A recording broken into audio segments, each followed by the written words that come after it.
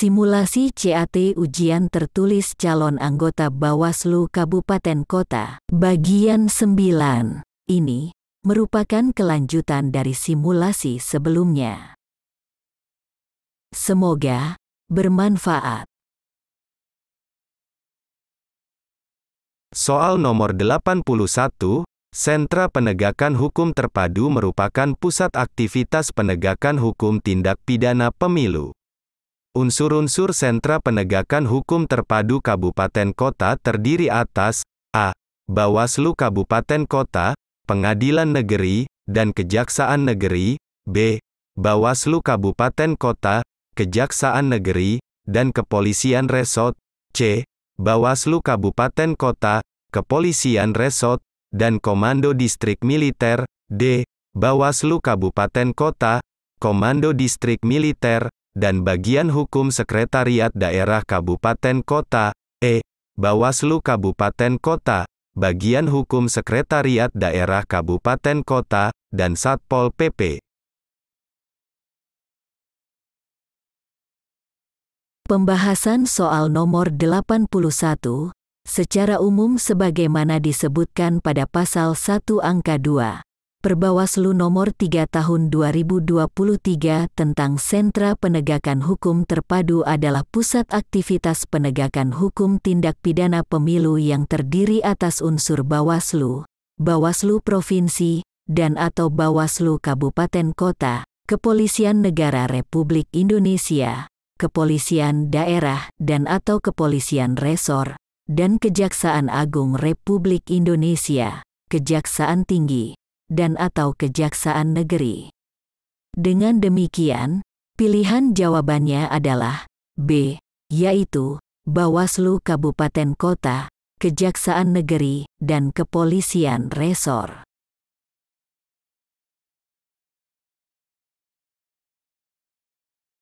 Soal nomor 82, dalam hal penghitungan perolehan kursi DPRD Provinsi dan DPRD Kabupaten Kota, suara sah setiap partai politik dibagi dengan bilangan pembagi 1, dan diikuti secara berurutan oleh bilangan ganjil 3, 5, 7, dan seterusnya. Cara penghitungan ini dikenal dengan metode A. Emile Durkheim, B. Max Weber, C. Herbert Spencer, D. Sainte Lagu, E. George Simmel.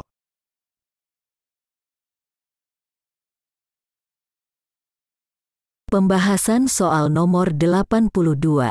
Sesuai dengan pasal 415 ayat 3 tentang pemilihan umum, penghitungan perolehan kursi DPRD Provinsi dan DPRD Kabupaten Kota, suara sah setiap partai politik dibagi dengan bilangan pembagi 1, dan diikuti secara berurutan oleh bilangan ganjil 3, 5, 7, dan seterusnya. Cara ini dirumuskan oleh ahli matematika asal Prancis pada tahun 1910 bernama André Sainte Lagu. Dan model penghitungan yang dirumuskan itu dikenal dengan metode Sainte Lagu. Dengan demikian, pilihan jawabannya adalah D, yaitu Sainte Lagu.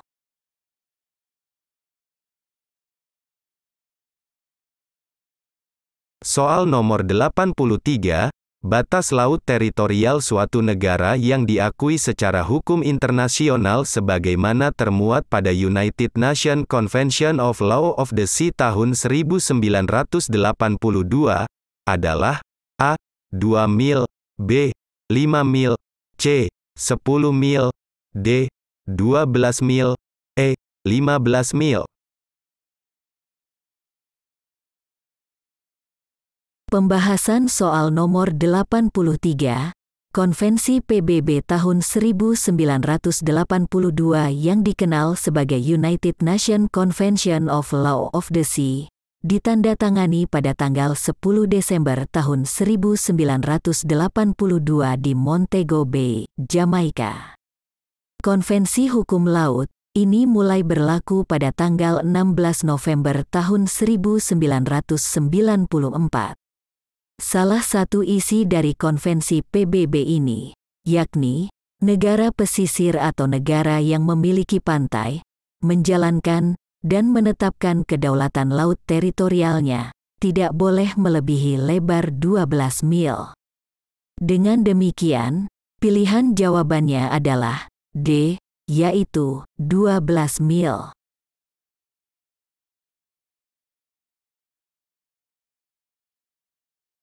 Soal nomor 84, pelanggaran kode etik penyelenggara pemilu merupakan pelanggaran terhadap etika penyelenggara pemilu yang berdasarkan sumpah dan/atau janji sebelum menjalankan tugas sebagai penyelenggara pemilu. Pelanggaran kode etik penyelenggara pemilu ini diselesaikan oleh A. Dewan Kode Etik Penyelenggara Pemilu, B. Dewan Etik Pelanggaran Pemilu, C. Dewan Pengawas Kode Etik Pemilu, D.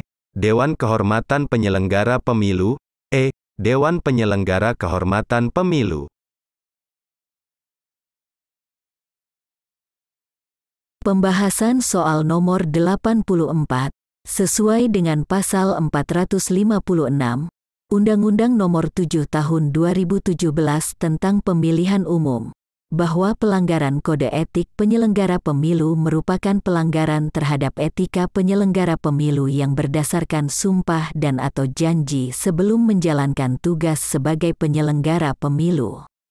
Di mana, sesuai pasal 1 angka 24, Undang-Undang Nomor 7 Tahun 2017 tentang Pemilihan Umum, disebutkan bahwa Dewan Kehormatan Penyelenggara Pemilu adalah lembaga yang bertugas menangani pelanggaran kode etik penyelenggara pemilu. Dengan demikian, pilihan jawabannya adalah D, yaitu Dewan Kehormatan Penyelenggara Pemilu.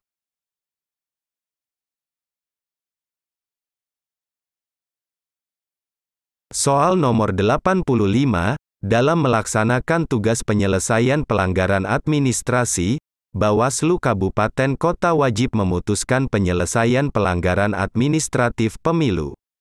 Bawaslu Kabupaten Kota diberikan batas waktu, terhitung setelah temuan dan laporan diterima dan diregistrasi, paling lama A. 7 hari kerja, B. 14 hari kerja, C. 21 hari kerja, D. 30 hari kerja, E.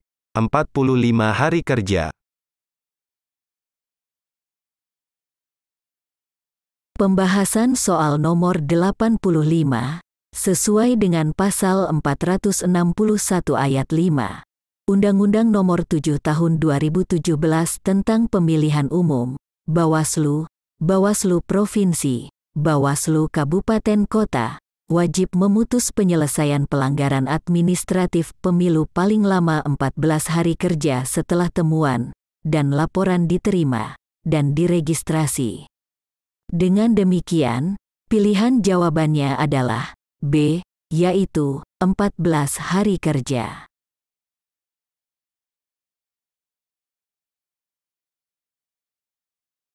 Soal nomor 86, dalam penyelesaian sengketa peserta pemilu dengan penyelenggara pemilu pada tahapan mediasi antar pihak yang bersengketa, Bawaslu, Bawaslu Provinsi, dan Bawaslu Kabupaten Kota melakukan mediasi dengan mempertemukan pemohon dan termohon.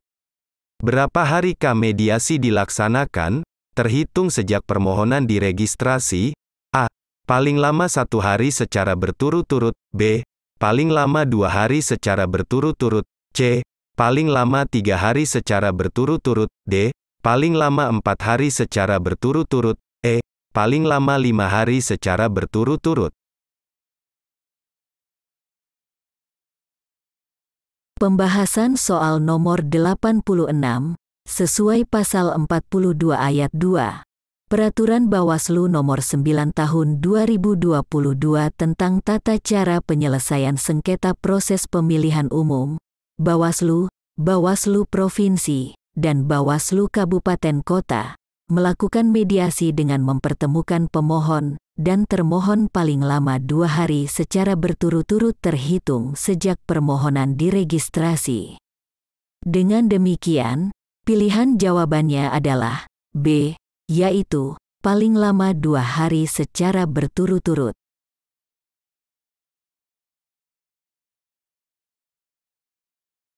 Soal nomor 87, jumlah surat suara untuk pemungutan suara pada pemilihan umum, dicetak masing-masing jenis pemilihan, jumlahnya sama dengan jumlah daftar pemilih tetap atau DPT ditambah jumlah surat suara cadangan. Berapakah jumlah suara cadangan tersebut? A. 1% dari jumlah DPT, B. 1,5% dari jumlah DPT, C. 2% dari jumlah DPT, D. 2,5% dari jumlah DPT, E. 3% dari jumlah DPT.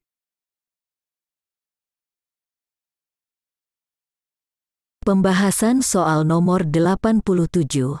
Sesuai dengan pasal 344 ayat 2 Undang-Undang Nomor 7 Tahun 2017 tentang Pemilihan Umum, jumlah surat suara yang dicetak sama dengan jumlah daftar pemilih tetap atau DPT ditambah dengan 2% dari jumlah DPT sebagai cadangan. Dengan demikian, pilihan jawabannya adalah C, yaitu 2% dari jumlah DPT.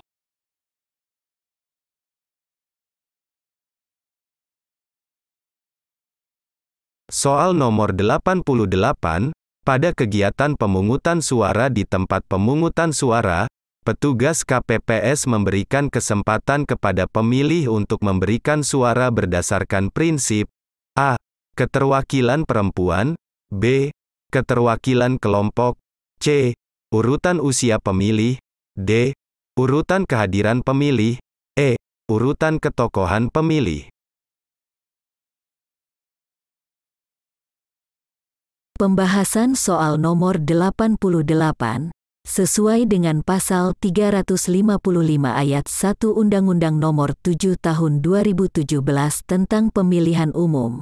Dalam memberikan suara, pemilih diberi kesempatan oleh KPPS berdasarkan prinsip urutan kehadiran pemilih.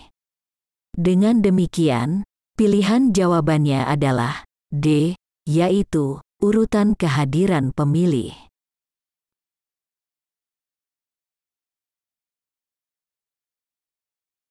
Soal nomor 89, putusan Bawaslu mengenai penyelesaian sengketa proses pemilu, tidak semuanya merupakan putusan yang bersifat final dan mengikat.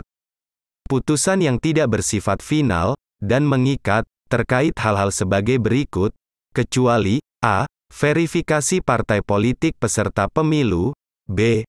Penetapan daftar calon tetap anggota DPR, DPRD Provinsi, dan DPRD Kabupaten Kota, C.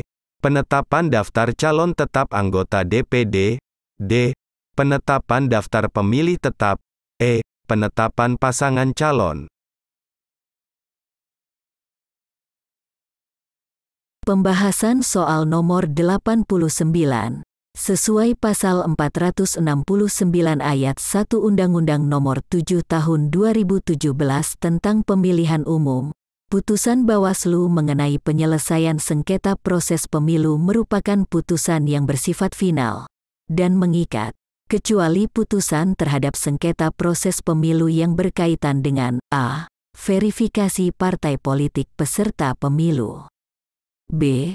Penetapan daftar calon tetap anggota DPR, DPD, DPRD Provinsi, dan DPRD Kabupaten Kota. Dan C.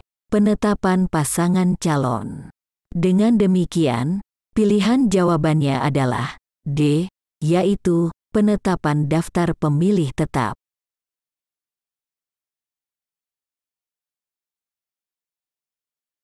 Soal nomor 90, dalam hal terjadi perselisihan penetapan perolehan suara hasil pemilu anggota DPR, DPD, dan DPRD secara nasional, peserta pemilu anggota DPR, DPD, dan DPRD dapat mengajukan permohonan pembatalan penetapan hasil penghitungan perolehan suara oleh KPU kepada Mahkamah Konstitusi, dengan batas waktu sejak diumumkan penetapan perolehan suara hasil pemilu anggota DPR, DPD, dan DPRD secara nasional oleh KPU, A. Paling lama 2 kali 24. Pembahasan soal nomor 90. sesuai dengan pasal 474 ayat 1 dan 2 Undang-Undang Nomor 7 Tahun 2017 tentang Pemilihan Umum. Dalam hal terjadi perselisihan penetapan perolehan suara hasil pemilu anggota DPR, DPD, dan DPRD secara nasional, peserta pemilu anggota DPR, DPD, dan DPRD dapat mengajukan permohonan pembatalan penetapan hasil penghitungan perolehan suara oleh KPU kepada Mahkamah Konstitusi, paling lama 3 kali 24 jam sejak diumumkan penetapan perolehan suara hasil pemilu anggota DPR, DPD, dan DPRD secara nasional oleh KPU. Dengan demikian, pilihan jawabannya adalah B, yaitu paling lama 3 kali 24 jam.